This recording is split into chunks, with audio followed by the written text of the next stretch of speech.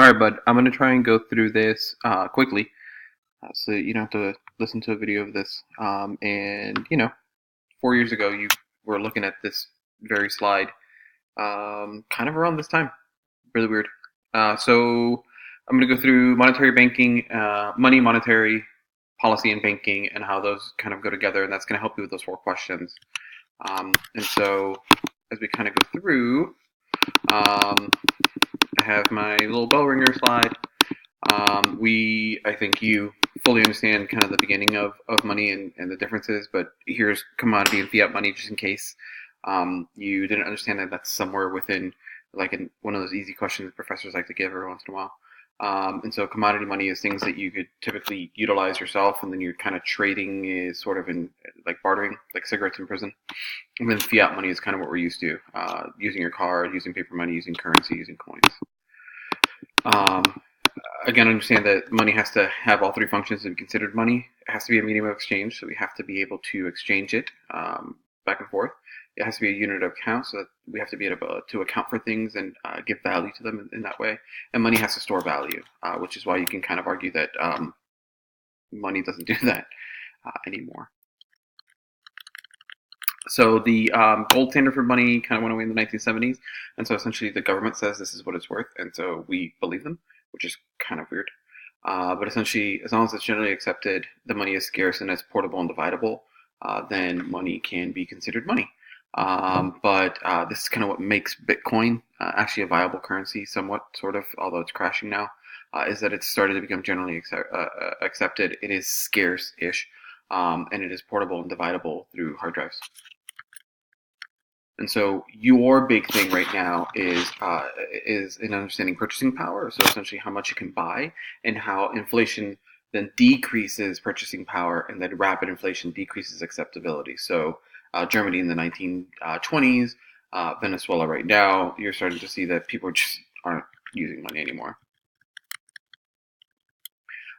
This I'm going to kind of breeze through it. You can pause this if you want to and kind of go through it, but very few courses will discuss this unless it's more of accounting, kind of the liquidity of money. There is also M3 money, which I never covered in the course because it wasn't necessary. You understand financial sectors, assets, liabilities, loans, so that's kind of not that big of a deal. This is a part that I kind of talked about, stocks versus bonds. Might be important to you, but kind of understanding the difference between the two. Again, I'm not going to spend a lot of time on this. You could pause and kind of read this over because it's kind of self-explanatory. And I'll kind of go through this again. So there's the time value of money, and I don't know if that's something that your professor is making you do. It's kind of important, but essentially it talks about the future value of money and how you can determine that. Again, you can pause the video and kind of do math. You are highly capable of mathematics, so I am not worried about that. But that's kind of a 3-minute and 22-second overview of that. So this is where you're kind of like, what is demand for money versus like what's quantity demand versus demand. So at any given time, people want a certain amount of money. Trillions are traded daily, and so that kind of brings us to two different types. There's transaction demand for money, so people holding money for everyday transactions. And there's asset demand for money, and that's people who are holding on to it because they're more afraid of other ways, I guess, to hold on to money, like financial stuff.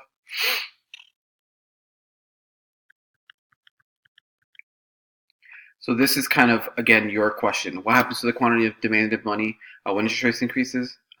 If interest rates go up, then the quantity demanded falls because people are like, well, I'd rather put this money like somewhere else, somewhere where I could be earning money on my money, essentially, instead of holding onto it and watching it lose value over time. And so what happens to quantity demanded? It's an inverse effect. What happens to quantity demanded as interest rates decrease? Well, we want more money out because we're like, well, what's the point of leaving it in this account? I could be using it to buy myself a 3D printer. True story, just did that. And so that's kind of the biggest thing you need to understand is that the quantity demanded and the interest rate have an inverse relationship, which is why you buy big, sell small. This is the beginning principle of that, and that's the basic understanding that you have to have kind of going into that question, is understanding that quantity demanded for money is inversely related with your interest rate, what's going on there. And that is what the Fed is going to play with. And so this gives you a downward slope. You know that. So what we have found is what happens if price level increases, not price. Remember, price doesn't shift the curve. We're going to find that the money demanded then shifts over.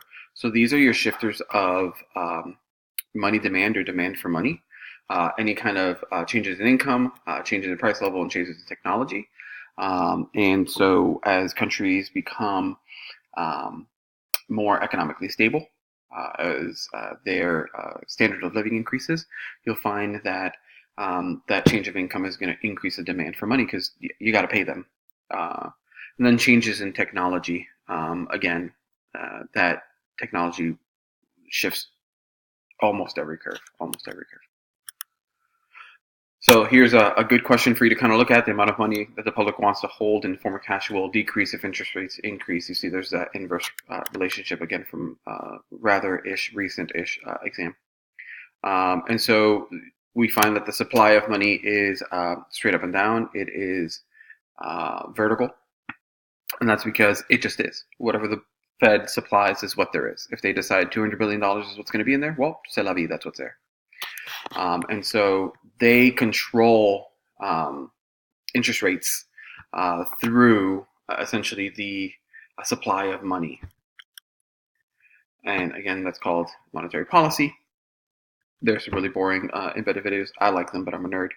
And so what we find is if the Fed increases the money supply, and so if they increase the money supply, then you're going to find that interest rates are going to fall.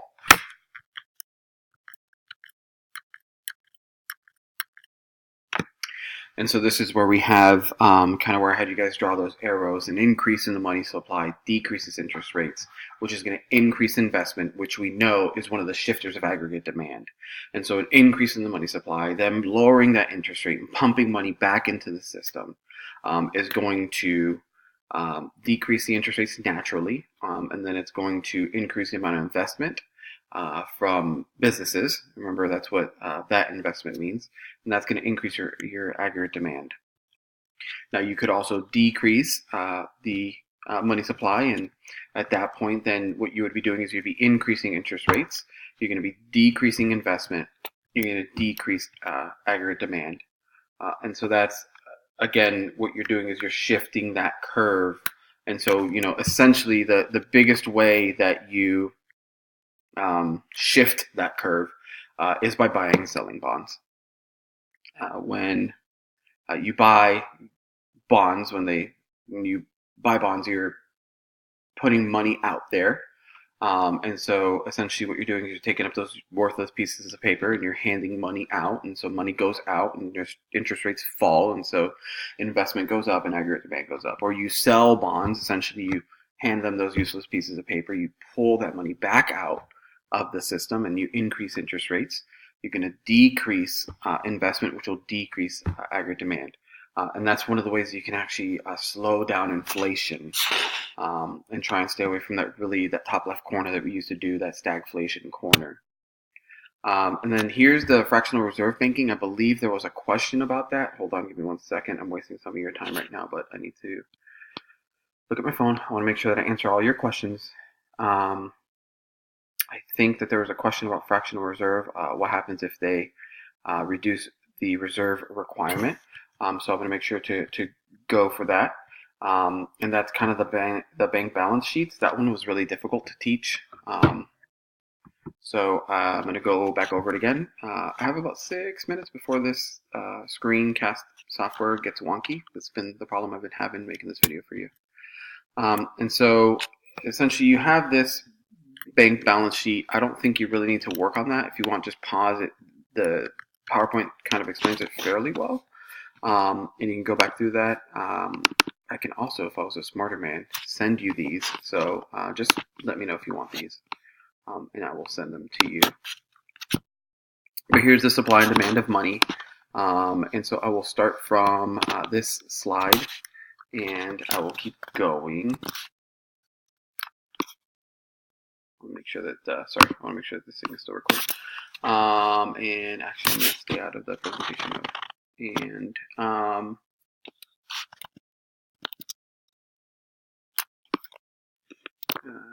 I hope you're getting this.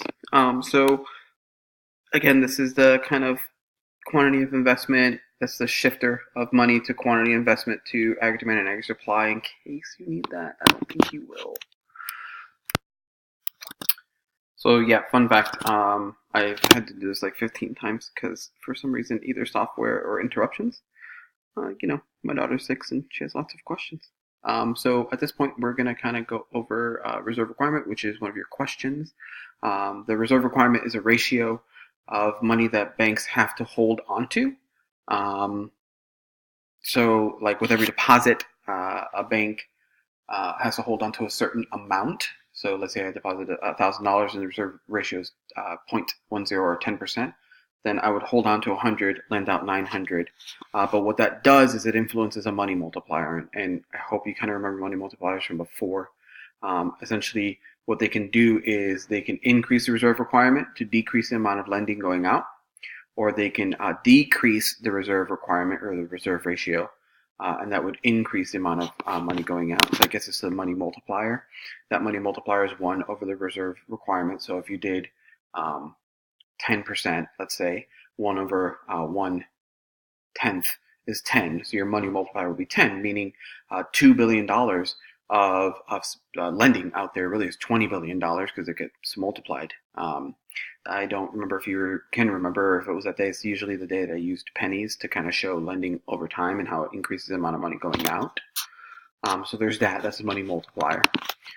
And so that's kind of how that works. You decrease the ratio. Well, if you decrease the ratio, then they're holding on to less money and there's more lending. If you increase the ratio, then, well, they're holding on to more money and less lending. And so that's one of the ways that they influence money supply.